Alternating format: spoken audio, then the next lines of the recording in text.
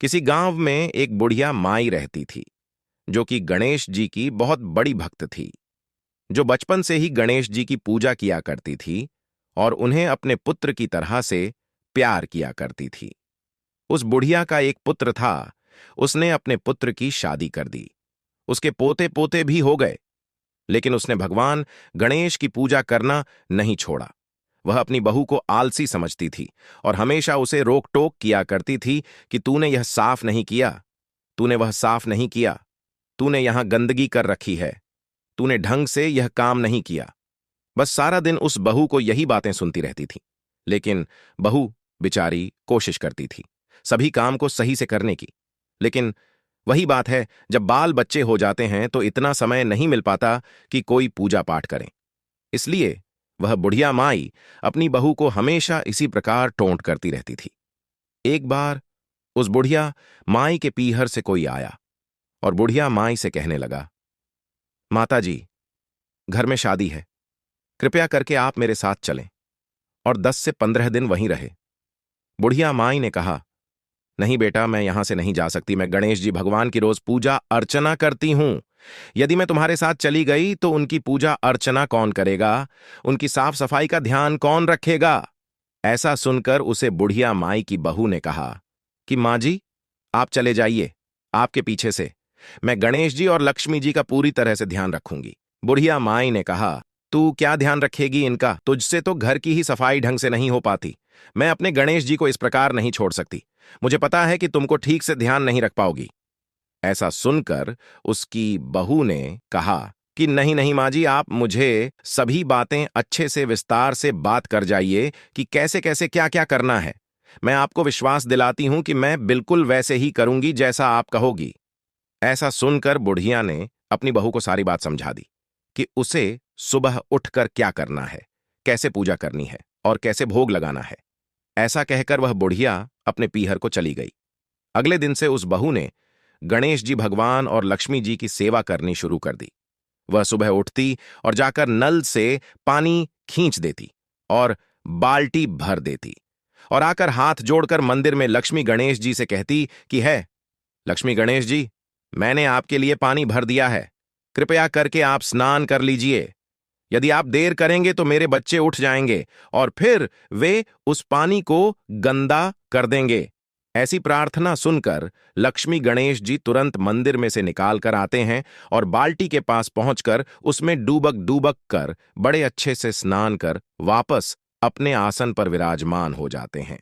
इसके बाद बुढ़िया की बहू भोजन तैयार करती है और भोजन तैयार करने के बाद लक्ष्मी गणेश जी के सामने हाथ जोड़कर खड़ी हो जाती और कहती है, लक्ष्मी गणेश जी, आइए और भोग लगाइए। मैंने आपकी थाली परोस दी है।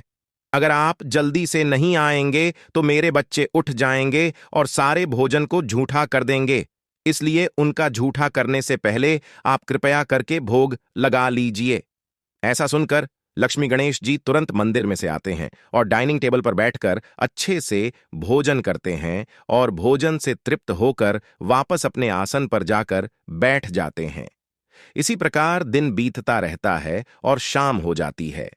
तो वह लक्ष्मी गणेश जी के सामने हाथ जोड़कर खड़ी हो जाती है और कहती है लक्ष्मी गणेश जी, सारा दिन मंदिर में ही बैठे रहोगे तो बोर हो जाओगे। जाइए, बच्चों के साथ बाहर जाकर खेल लीजिए, आपको आनंद आएगा। इतना प्यारा भाव सुनकर लक्ष्मी गणेश जी प्रसन्न हो जाते हैं और तुरंत मंदिर में से निकल कर आते हैं और उसके बच्चों के साथ खेलने लगते हैं। खेलने के पश्चात वे अपने मंदिर में आकर विराजमान हो जाते हैं।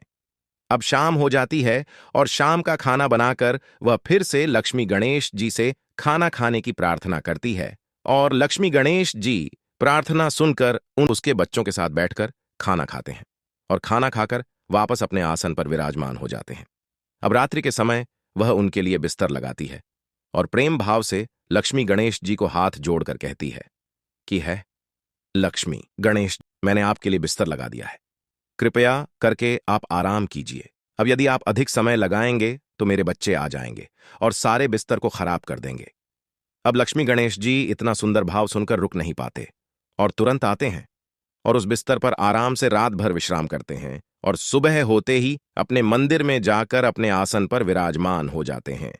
यही क्रम 10 से 15 दिन तक चलता रहता है। 15 दिनों तक लक्ष्मी गणेश जी इसी प्रकार से नहाते, खाते, खेलते और सोते हैं। 15 दिनों के बाद बुढ़िया वापस आ जाती है तो बुढ़िया माई अपनी बहू से कहती है कि तूने मेरे लक्ष्मी गणेश जी का सही से ध्यान नहीं रखा।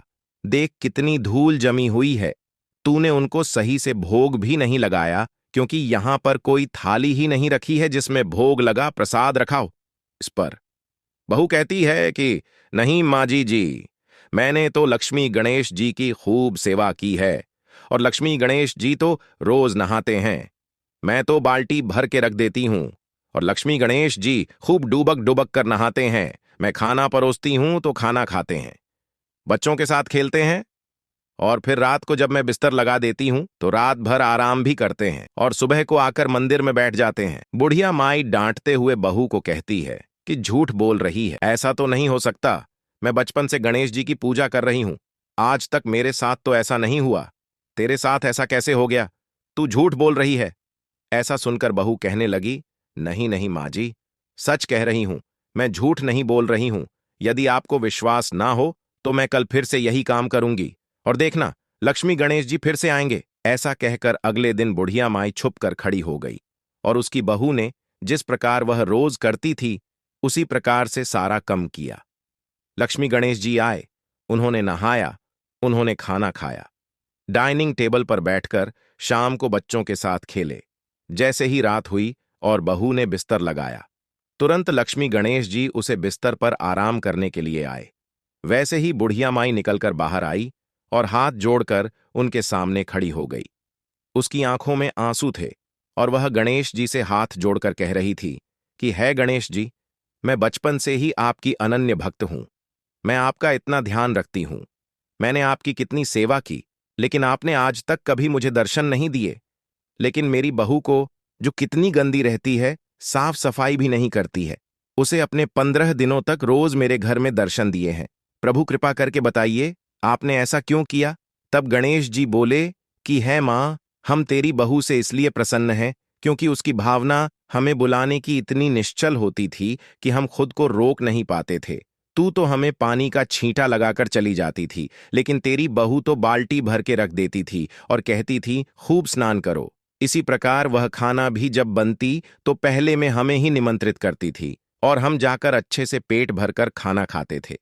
तुम तो केवल खाना थोड़ा सा रखकर हमारे होठों को थोड़ा सा लगाकर चली जाती थी, उससे हमारी भूख नहीं मिटती थी। तेरी बहू तो इतने सच्चे भाव से हमें बुलाती थी तो हम खुद को रोक ही नहीं पाते थे और इसी प्रकार हम बच्चों के साथ भी खेलते थे। हमें खेलने में बड़ा आनंद आता था क्योंकि मंदिर में बैठे बैठे बोर हो जाते थे और शाम को तुम्हारी बहू इतना सुंदर बिस्तर तैयार करती थी कि आराम ही आ जाता था। तेरी बहू की भावना इतनी सच्ची थी और इतनी निश्चल थी, निस्वार्थ थी, इसीलिए हमने उसे दर्शन दिए। लेकिन बुढ़िया माई ने कहा कि क्या मेरी भावना सच्ची नहीं थी? तो गणेश जी ने कहा कि हां, सच्ची थी, लेकिन तुम्हारी भावना में स्वार्थ था। तुम मेरी पूजा इसलिए करती थी ताकि तुम कुछ प्राप्त कर सको।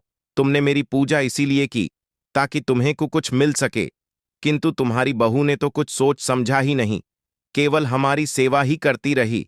उसने कुछ यह नहीं सोचा कि यदि मैं भगवान की सेवा करूंगी तो मुझे कुछ मिलेगा। इस बहू ने हमारी इतनी सेवा की है तो हम तुझ पे भी प्रसन्न हैं। बुढ़िया माई की आंखों में आंसू आ गए और वह पछताने लगी। गणेश जी से कहने लगी, है प्रभु, आप मुझे क्षमा कर दीजिए। ऐसा सुनकर लक्ष्मी गणेश जी तथास्तु कहकर कि इस घर में सदा समृद्धि और सुख शांति बनी रहेगी, अंतर ध्यान हो जाते हैं और बुढ़िया माई हाथ जोड़कर बैठ जाती है।